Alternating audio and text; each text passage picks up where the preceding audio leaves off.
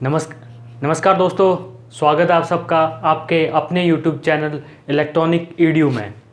दोस्तों, आज का हमारा टॉपिक है what is resistance and the factor that affecting the resistance. ठीक है, तो आज हम दोस्तों डिस्कस करेंगे कि रेजिस्टेंस क्या है और रेजिस्टेंस को क्या क्या चीज़ें इफ़ेक्ट करती हैं। ठीक है दोस्तों, तो चलिए टॉपिक को स्टार्ट करते हैं। आज का जो टॉपिक है हमारा, तो दोस्तों पहले रेजिस्टेंस के बारे में, क्योंकि रेजिस्टेंस जो है वो मैक्सिमम इलेक्ट्रॉनिक सर्किट्स में बहुत जगह यूज़ होता है। ठीक है, आपने देखा भी होगा, जो कि बहुत ही ज़्यादा यूज़ होने वाला एक कंपोनेंट है।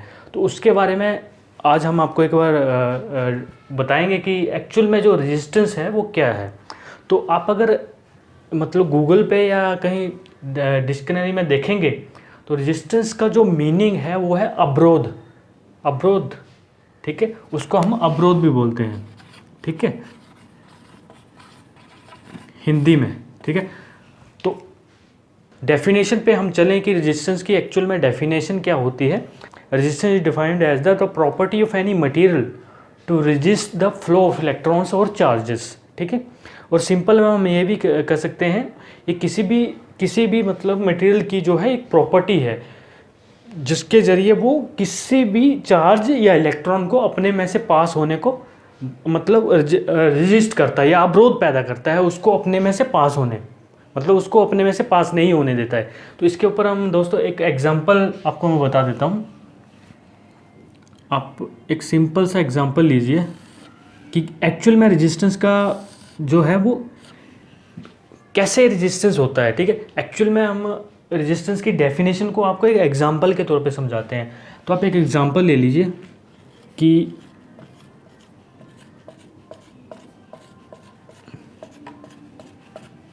ठीक है, ये नंबर ऑफ कोई पर्सन्स है। ठीक है, ये number of group of person है। ठीक है, ये number of group of persons हैं। ठीक है, एक पर्टिकुलर आप इसको मान लो कि रास्ता है। ठीक है, ये रोड है। ठीक है, जिससे कि नंबर ऑफ पर्सन पास कर रहे हैं। ठीक है, एग्जाम्पल के तौर पे। अब क्या है कि अब इन पर्सन्स को आप, ठीक है, इन पर्सन्स को आप कंसीडर कर लीजिए कि ये एक रेजिस्टेंस है, रेजिस्टेंस का पार्ट है, किसी रेजिस्टेंस का पार्ट है यहाँ से यहाँ तक। आप एग्जाम्पल ले लो। ठीक है, वैसे बंद नहीं होगा ये, मैं एक एग्जांपल आपको डिफ्रेंशिएट करने के लिए बोल रहा हूँ। ठीक है, डिफ्रेंशिएट करने के लिए आपको यहाँ पे ये चीज़ मैंने बता दी। तो अभी अगर आप एग्जांपल लीजिए कि यहाँ पे एक बंदा आ रहा है, तो दो बंदे आ रहे हैं, और दो बंदे क्या है, वो या तो चार्ज है या तो इलेक्ट्रॉन है। ठीक है, चार्ज और इलेक्ट्रॉन एक सेम ही चीज़ है, क्योंकि electron is also a charge. ठीक है, तो यहाँ से जैसे ही वो आप एक सिंपल सी बात सोचिए कि यहाँ इस भीड़ से ये दो बंदे जो हैं, जो हमने एक चार्ज का एग्जांपल लिया है, तो इस भीड़ में से गुजरने का क्या होगा उनको, ये जो है आप किसी भी मतलब एक पर्टिकुलर भीड़ में घुसेंगे, तो अगर आप उस भीड़ में घुसना चाहोगे तो क्या होगा, धक्का मुक्की लगेगी आपको। एक सिंपल सा है। तो ये भी जैसे इधर एग्जांपल करके ये इधर आया, इसको यहाँ पे धक्का लगा, यहाँ पे धक्का लगा, तो क्या हुआ,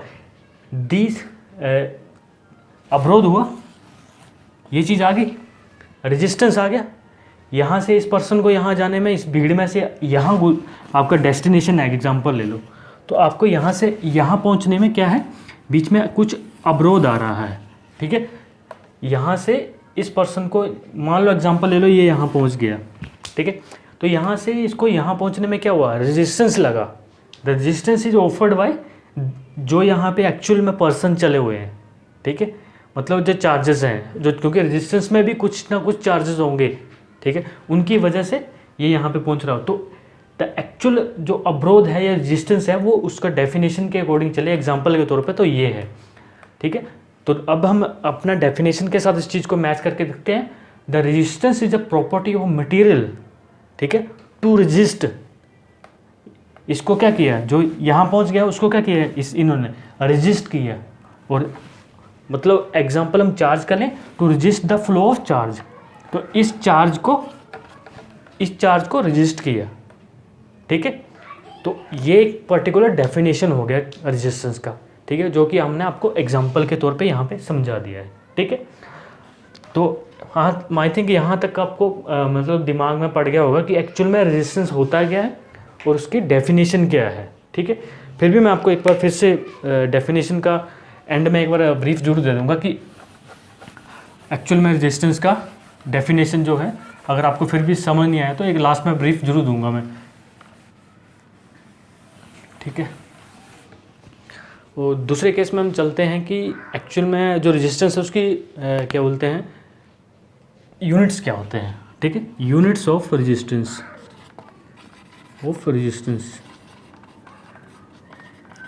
तो इसको, ये तो बहुत ओहम्स होते हैं और इसको हम ऐसे लिखते हैं, इसको थोड़ा ऐसे करके लिखते हैं, ओहम्स। ये जो है इसके यूनिट्स हैं रेजिस्टेंस के, ठीक है। तो अभी मैं इसको एक और आपको चीज़ करके बताता हूँ। इसका सिंबल जो रेजिस्टेंस का है वो ये देखिए ऐसे होता है, ठीक है। और एक वायर का सिंबल, ये मान लो एक वायर का सिंबल है। अब आपको अगर समझना है तो इससे बहुत ही क्लियर तरीके से समझ आ रहा है कि आपको एक सिंगल सड़क पे जाना है तो क्या है, कोई उसमें रेजिस्टेंस नहीं है, गाड़ी आप बहुत जल्दी से दौड़ा पाओगे यहाँ पे। बट अगर टेढ़ा मेढ़ा रोड है तो क्या होगा, गाड़ी आपकी स्लो चलेगी, ठीक है। तो स्लो क्यों चलेगी, ड्यू टू दिस, यहाँ पे क्या है, अवरोध आ गया है। अवरोध मतलब रेजिस्टेंस आ गया है। तो इसी कारण इसका जो रेजिस्टेंस का जो सिंबल है वो ये है, ठीक है। तो यहाँ से भी आपको क्लियर में समझ आ रहा है कि why the symbol of resistance is look like that, ये ऐसे क्यों दिया सिंबल उसका, ठीक है। तो ऐसे भी आप समझ सकते हो। तो आगे बढ़ते हैं। बहुत सिंपल सा एक टॉपिक है, बट आपको समझने के लिए थोड़ा दिमाग में एग्जांपल्स बिठाने होंगे, तभी आपको ये चीज़ समझ आएगी। तो आगे बढ़ते हैं। जो हमारा सेकंड केस है कि हमारे जो रेजिस्टेंस है, ठीक है, वो कौन कौन से फैक्टर उसके जो रेजिस्टेंस को इफ़ेक्ट करते हैं या रेजिस्टेंस को इंक्रीज़ या डिक्रीज़ करते हैं, उन फैक्टर्स के ऊपर हम बात करेंगे, ठीक है। तो इसको हम लिखते हैं फैक्टर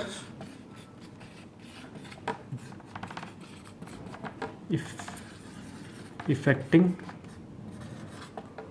रेजिस्टेंस, ठीक है। इसके लिए मैं आपको एक सिंपल सा एक फार्मूला बताता हूँ। पहले आपने रो इज इक्वल टू L/A और यहाँ पे R, ठीक है। ये एक फार्मूला होता है रेजिस्टिविटी का, ठीक है। यहीं से हमें एक एग्जांपल के तौर पे समझ आएगा कि जो रेजिस्टेंस है वो किस के ऊपर डिपेंड करता है, ठीक है। तो यहाँ से आगे बढ़ते हैं। तो आप एग्जांपल ले लो कि इस फार्मूले को याद करने की ज़रूरत नहीं है, मैं एक सिंपल सा आपको बता देता हूँ। इसको हम ऐसे भी लिख सकते हैं, R is equal to L/A, ठीक है, ठीक है। ये एक फार्मूला आपको याद रखना है, R is directly proportional to L/A, ठीक है। If the length of any wire is increasing, ठीक है। अगर किसी भी एक एग्जांपल्स के तौर पे आप ले लो कि एक इतना सा यहाँ से पे आपको समझाता हूँ। पहले लेंथ पे चलते हैं, इस फार्मूले को यहीं रहने देते हैं, ठीक है। लेंथ के ऊपर बात करते हैं।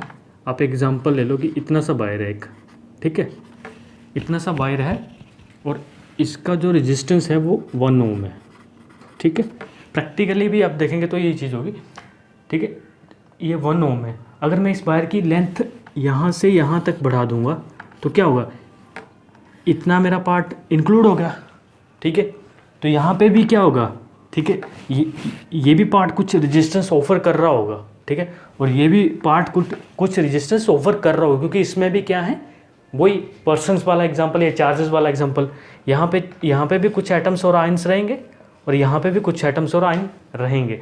तो वो क्या है, पीछे से कोई भी चार्ज हमारा यानी कि इलेक्ट्रॉन्स आ रहा है तो यहाँ पे भी उसको क्या होगा, रेजिस्टेंस मिलेगा, यहाँ पे भी रेजिस्टेंस मिलेगा। तो ओवरऑल रेजिस्टेंस क्या होगा, बढ़ जाएगा।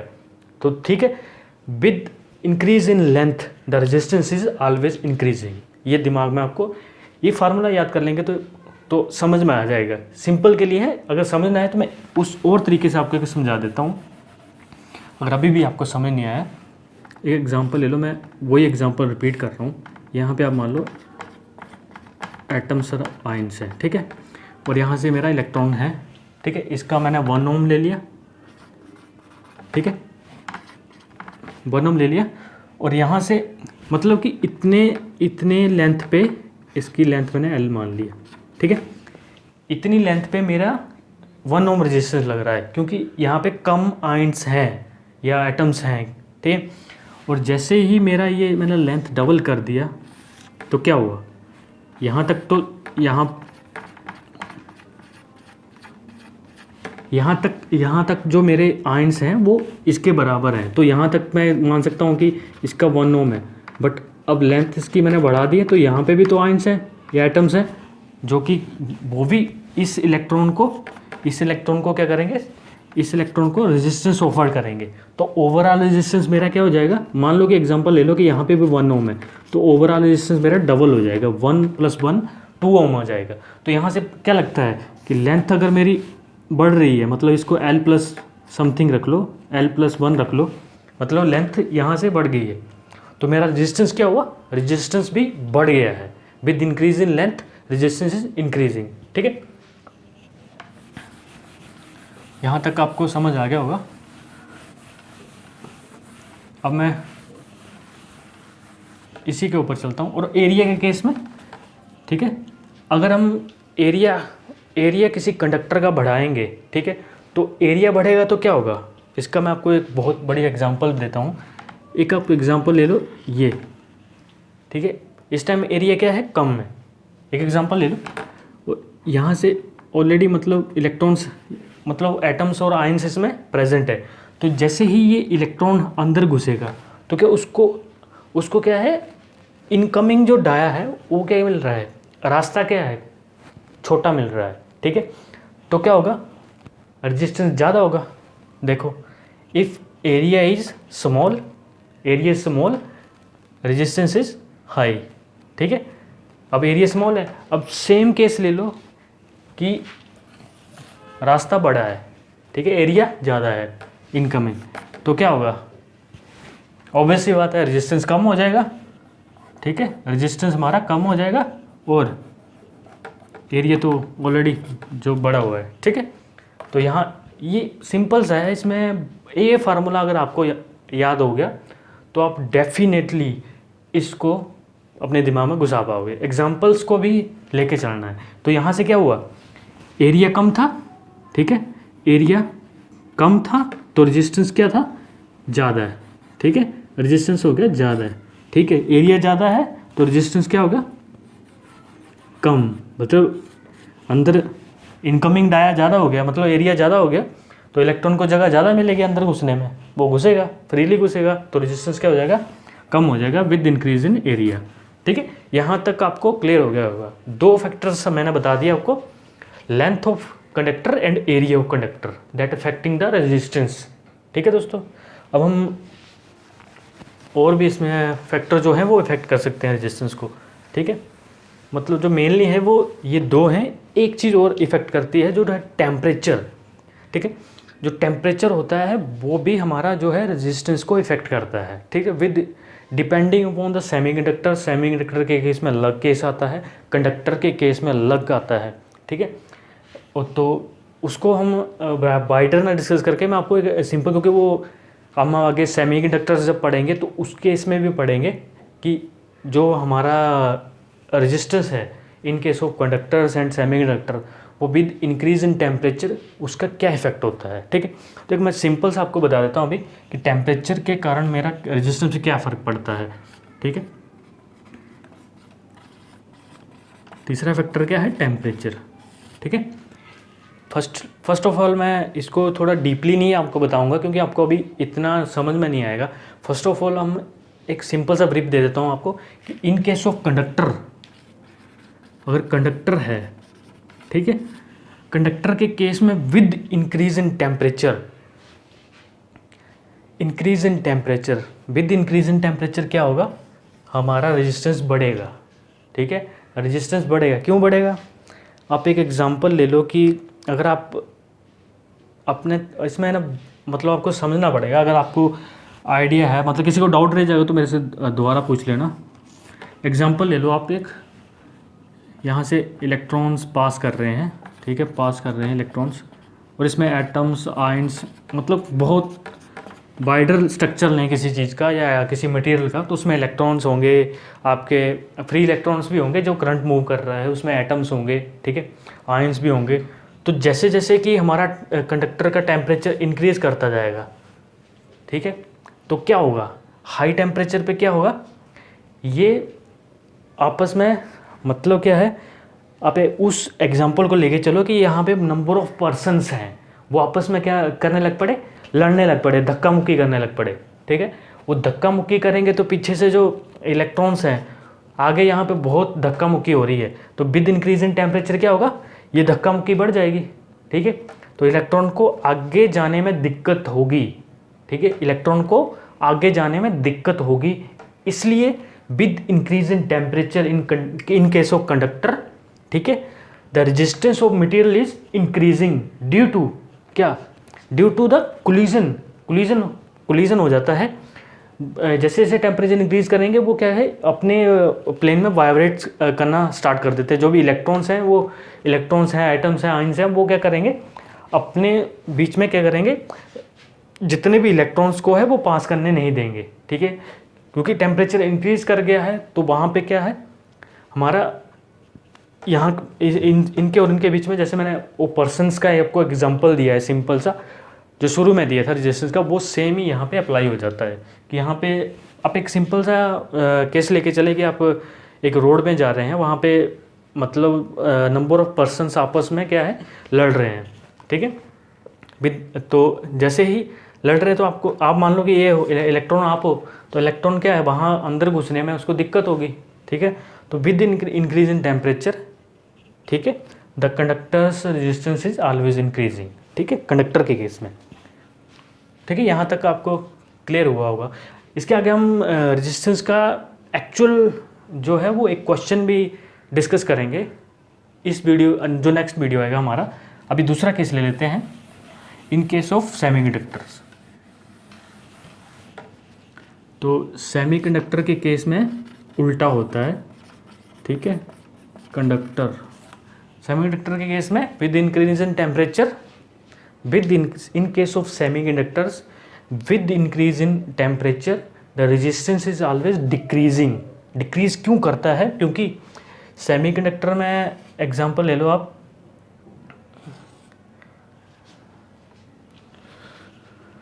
सेमीकंडक्टर के केस में आप एग्जांपल ले लो कि ये है, ठीक है, यहाँ पे ज्वाइन हुए हैं, यहाँ पे भी ज्वाइन है, यहाँ ऊपर भी और सिलिकॉन है। ठीक है, तो विद इंक्रीज इन टेम्परेचर इसके जो कोवलेंट्स बॉन्ड हैं वो क्या है, टूट जाते हैं। बॉन्ड टूट गया, इलेक्ट्रॉन क्या हो जाता है, फ्री हो जाता है। ठीक है, बॉन्ड टूट गया, इलेक्ट्रॉन हो जाता है फ्री। ठीक है, ऐसे ही विद इंक्रीज इन टेम्परेचर जो है, इलेक्ट्रॉन फ्री होंगे तो क्या होगा, इलेक्ट्रॉन फ्री होगा, फ्री हो गया तो हमारा जो है रेजिस्टेंस जो है वो कम हो जाएगा, रेजिस्टेंस वो कम हो जाएगा। ठीक है, ठीक है, अभी हमारा एक सिंपल सा आपको बताने का मोटिव था कि आप एक सिंपल सा चीज़ समझ सकें कि कंडक्टर के केस में क्या होता है और सेमीकंडक्टर के केस में क्या होता है। बट इस चीज़ को हम डीपली भी स्टडी करेंगे, जब हम टाइप्स ऑफ मटेरियल्स पढ़ेंगे, कंडक्टर, सेमीकंडक्टर, इंसुलेटर्स। ठीक है दोस्तों, तो आई थिंक आपको यहाँ तक क्लियरली समझ आ गया होगा। तो ये मेन फैक्टर हैं जो कि रेजिस्टेंस को इफेक्ट करते हैं। तो अभी मैं आपको एक ब्रीफ दे देता हूँ कि हमने आज क्या क्या स्टडी किया है। तो दोस्तों, आज हमने स्टडी किया कि रेजिस्टेंस होता क्या है। तो रेजिस्टेंस मैंने आपको अलग अलग एग्जांपल्स के तौर पे बताया कि it is the property of any material, by virtue of it resist the flow of charges और इलेक्ट्रॉन।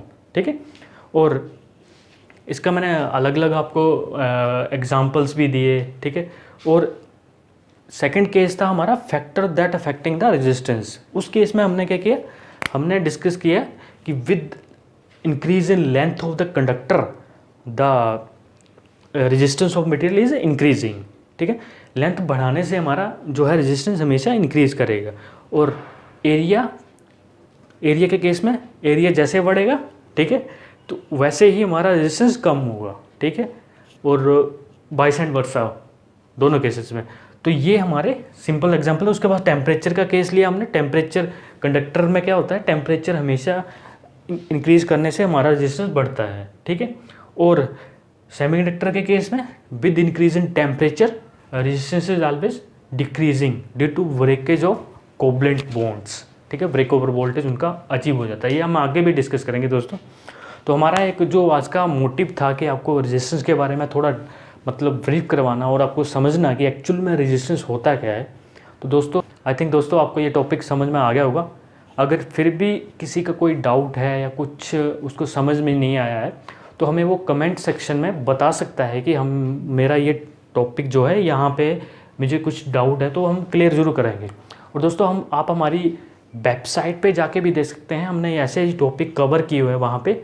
हमारी वेबसाइट का लिंक जो है वो हम डिस्क्रिप्शन में आपको दे देंगे। ठीक है दोस्तों, और वीडियो को लाइक ज़रूर करें, शेयर ज़रूर करें, कमेंट ज़रूर करें और चैनल को सब्सक्राइब करना ना भूलें।